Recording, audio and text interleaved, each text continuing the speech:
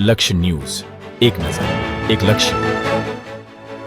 ગુજરાત રાજ્યની રાજધાની એવા ગાંધીનગર તાલુકાના છેવાડાના ગ્રામ્ય વિસ્તારોમાં આવેલા શેઠા ગામમાં 80મા સ્વતંત્ર દિવસની વિશેષ ઉજવણી કરવામાં આવી હતી. સતત 3 દિવસ સુધી સ્વતંત્રતા પર્વ નિમિત્તે આખા ગામમાં રોશની કરવામાં આવી છે. આજે સવારેથી જ તિરંગા યાત્રા, ધ્વજવંદનના કાર્યક્રમ યોજવામાં આવ્યા હતા. સાથે સાથે વિવિધ પ્રકારના રંગરોગાન સાથે યુવા પંચાયતના પ્રમુખ અને સભ્યો ભારતના યશસ્વી વડાપ્રધાન નરેન્દ્ર મોદીએ આપેલા સત્તાથી સેવા સમર્પણ યજ્ઞમાં સમર્પિત જોવા મળ્યા હતા. આ નાનકડા ગામમાં કોઈ ભૂખ્યા ન રહે તે માટે વિશેષ આયોજન કરવામાં આવ્યું છે. સાથે આવનારી પેઢી માટે સશક્ત માતાને સારવાર અર્થે વિશેષ રિક્ષા સહિત અન્ય વ્યવસ્થા 24x7 ઊભી કરી છે. જે અંગે ગામના સરપંચના નેતૃત્વ હેઠળ યુવાઓ ખડે પગે સેવા આપી રહ્યા છે. સાથે ગામની 3 સરકારી શાળા અને એક ખાનગી શાળામાં અભ્યાસ કરતા વિદ્યાર્થીઓ માટે પ્રોત્સાહન આપવા અર્ધવાર્ષિક ધોરણે આયોજન કરવામાં આવ્યું છે. જી નમસ્કાર. પહેલા તો આપનો ખૂબ ખૂબ આભાર વ્યક્ત કરું છું.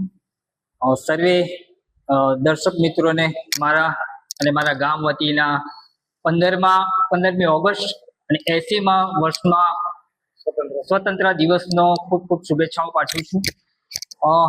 આપને વિશેષ જણાવીશ કે અમારા શેરથા ગામમાં સતત આ કાર્યરત ચાલુ રહેશે, પણ આ વખતે અમે નવું કર્યું છે. શેરથાની 4 શાળાઓ છે: હાઈસ્કૂલ, પ્રાથમિક શાળા 1, પ્રાથમિક શાળા 2, પ્રાથમિક શાળા 3.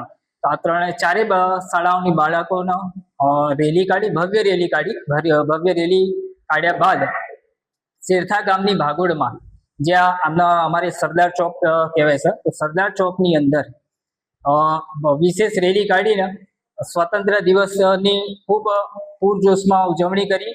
અને ગામમાં સતત 3 દિવસથી લાઇટિંગનું આયોજન કરેલું છે, શુભ પ્રદર્શન કરેલું છે, ફુવારા લગેલા છે. અને આ જોઈને ગામના બાળકોને પ્રોત્સાહન મળે, ગામના લોકોને પ્રોત્સાહન મળે એ માટેનું આયોજન કરેલું છે. જે 3 પ્રકારની સેવાઓ વિશેષ આપના સરપંચ બન્યા પછી શેઠા ગામને મળી રહી છે, એ વિશે અમારા દર્શકોને માહિતી આપો. જી, 3 પ્રકારની જે સગવડો આપવાની અમે વાતચીત કરી રહ્યા છે. તો પહેલી સગવડ છે કે શિક્ષણ. તો શિક્ષણમાં શેરથા ગામની જેટલી બી શાળાઓ છે, એ શાળાઓમાં જે પણ બાળકો પહેલો અને બીજો અને ત્રીજો 3 નંબરે પાસ થયા હશે, તો એ બાળકોને અમે પંચાયત દ્વારા સન્માન કરવામાં આવશે અને એમને પુરસ્કાર આપવામાં આવશે. બીજી જે સેવા છે, મહિલાઓ. અમારા ગામમાં કેવું છે, અહીંયાથી હોસ્પિટલ ઘણી દૂર છે. તો ગામમાં ઘણા ગરીબ પરિવાર એવા છે કે જે ભાડું પોસાય નહીં એમના માટે અમે ફ્રી રિક્ષા સેવાનું આયોજન કરેલું છે. અને ત્રીજી સેવા છે વૃદ્ધો. તો ગામમાં ઘણા વડીલો એવા અને ઘણા ઘરો એવા છે કે જે પોતાનું ગુજરાન બી નહીં ચલાવી શકતા, વત્તા એમને જમવાના એક ટાઈમની તકલીફ પડે છે. તો એ જમવા માટે થઈને અમે લોકો પંચાયત ઇન્વેસ્ટ મારા ગ્રુપ દ્વારા અમે એક આયોજન કરી રહ્યા છે કે એ નિરાધાર વૃદ્ધોને 3 ટાઈમ જમવાનું મળે. જી, જે રીતે આ તમે સેવા યજ્ઞ ચલાવો છો સત્તાની સાથે, તો એ સેવા યજ્ઞમાં તમને કોણ સહયોગી થઈ રહ્યું છે એની માહિતી આપો.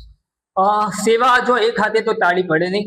તો પહેલા તો હું પંચાયત બોડીનો આભાર વ્યક્ત કરું છું. પંચાયત બોડી દરેક સેવા કાર્યની અંદર મને સપોર્ટ કરે છે.